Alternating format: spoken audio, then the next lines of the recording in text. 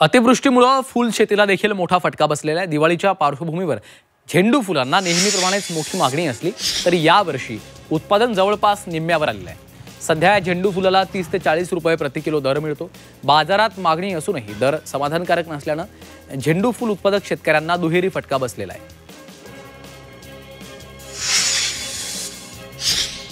येवल्यातील बाजारपेठेत खरेदीसाठी लगबग सुरू आहे, त्यामुळे सणाचा माहोल अधिक खुलून दिसतोय।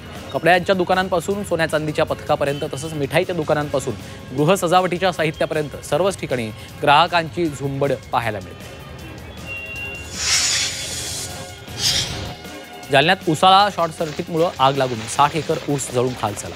जळालेल्या ऊसाचे पंचनामे करून भरपाई मिळण्याच्या मागणीसाठी डॉक्टर बाबासाहेब आंबेडकर चौकात शेतकऱ्यांनी रास्ता रोको केलेला आहे। राज्यामध्ये यंदा रब्बी पिकाखालील क्षेत्र 57 लाखांवरून वाढून 65 लाख हेक्टरपर्यंत जाण्याची शक्यता आहे। कृषी मंत्री दत्तात्रय भरणे यांनी ही माहिती दिली। ला निनाच्या प्रभावामुळे थंडीची तीव्रता वाढणार आहे। हरभरा आणि गहू या पिकांचं क्षेत्र 30 लाख हेक्टरपेक्षा अधिक अपेक्षित आहे। चंद्रपूरच्या चिमूर तालुक्यातील कागमध्ये एका शेतकऱ्यानं स्वतःच्या शेतातील सोयाबीनचा ढीग पेटवून दिला। नापिकी आणि भाव पडल्यामुळे हताश होऊन शेतकऱ्यानं सोयाबीनच्या ढिगाला आग लावलेली आहे। त्यामुळे शेतकऱ्याचं मोठं नुकसान झालं असून पंचनामे करून नुकसान भरपाईची मागणी होतीये।